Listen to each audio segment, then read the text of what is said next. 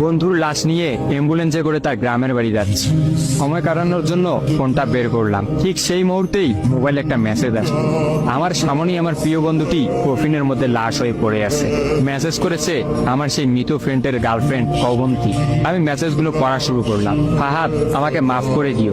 আমি যেই বাবার চোখের দিকে তাকিয়ে কখনো কথা বলতে পারিনি, সেই বাবা যখন অসহায়ের মতো আমার সামনে দুই হাত জোরে কান্না শুরু করতে লাগলো, তখন সেই বাবার ভালোবাসার কাছে আমাদের ভালোবাসা হার মেনে গেল। তাই আজ 11 দিন ধরে আমি অন্য মানুষের স্ত্রী। তোমাকে কথা দিয়েছিলাম জীবনের শেষ সময় পর্যন্ত তোমার সঙ্গে থাকবো। আমার সব সময় ভয় হতো যে তুমি আমাকে কষ্ট দেবে, হয়তো আমাকে ছেড়ে অন্য কাউকে বিয়ে করবে। অথচ দেখো, আমি তোমাকে কষ্ট দিলাম, আমি তোমাকে রেখে অন্য পুরুষকে বিয়ে করে ফেললাম। জীবনটা বড়ই অদ্ভুত, তাই না? তোমার কি মনে আছে আমি তোমাকে কাঁদতে কাঁদতে বলতাম আমাকে কখনো ছেড়ে যাবে না? তো তুমি হাসতে হাসতে উত্তর দিতে আমি তোমাকে কখনো ছেড়ে যাব না, তুমি আমাকে ছেড়ে গেলে যেতে পারো। তখন আমি অনেক রাগ করতাম, কারণ আমি তো তোমাকে পাগলের মতো ভালোবাসতাম। তুমি নেই এরকম কোনো পৃথিবী আমি কল্পনাও করতে পারতাম না। অথচ দেখো, আজ অন্য কেউ হচ্ছে আমার স্বামী। রোজ তার সাথে আমাকে ঘুমাতে হয়, ঘুম থেকে উঠে তার মুখটাই আমাকে দেখতে। মানুষের জীবন এমন কেন যে যাকে চায় যদি তাকে পায়? প্রকৃতির তাতে কি এমন আসে যায়? কেনই বা প্রকৃতি তাদেরকে কাঁদায়? হুট করেই সবকিছু হয়ে গেছিল, তাই আমি ইচ্ছে করেই তোমার সাথে যোগাযোগ বন্ধ করতেই আমার নাম্বারটা বন্ধ করলাম। বিয়ের দিন ভাইয়ের ফোন হাতে নিয়ে আমার ফেসবুক আইডিটাও ডিলিট করে দিলাম। তুমি অনেক কষ্ট পেয়েছো আমি জানি, যার সঙ্গে সারা জীবন কাটাবো ভেবেছিলাম তাকেই শেষমেশ কষ্ট দিলাম। আমার পরিবারের সবাই খুশি, আমার স্বামীটা অনেক ভালো, এখন পর্যন্ত যা ব্যবহার করেছে আমার ভালোই লেগেছে। তবে ভবিষ্যতে কি হবে জানি না। তোমার কি আমার সেই প্রথম দেখা হওয়ার কথা মনে আছে? তবে সেটাই যে প্রথম দেখার, সেটাই যে শেষ দেখা হবে, এটা কখনোই ভাবতে পারি। আসলে মানুষের চিন্তার বাইরে যে কত কিছুই ঘটে, তাই না? সেদিন আমি তোমার সাথে 3 ঘন্টা ছিলাম, কিন্তু সেই 3 ঘন্টায় কেউ কাউকে স্পর্শও করিনি।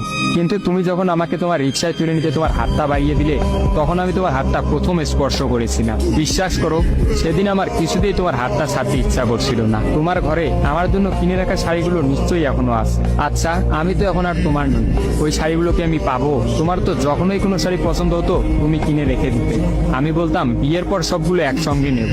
দেখো, আজ আমি বিবাহিত, কিন্তু আমার স্বামী তুমি নও। আমি এমনটা কখনোই চাইনি। নিজের পছন্দের একটা মেয়েকে বিয়ে করে নিও, তারপরে শাড়িগুলো তাকে দিয়ে দিই। মেয়েরা শাড়ি কতটা পছন্দ করে তা কি তুমি জানো?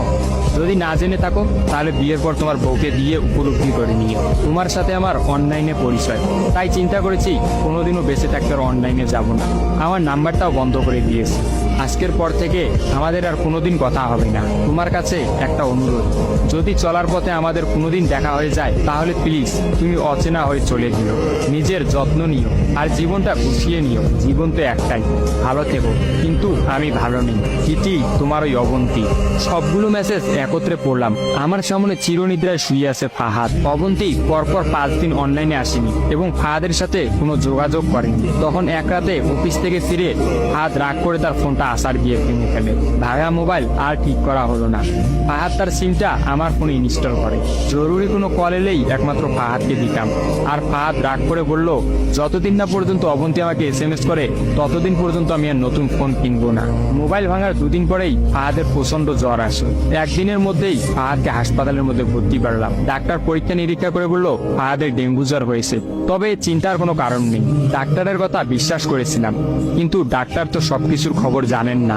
যিনি জানেন তিনি হচ্ছেন সৃষ্টিকর্তা।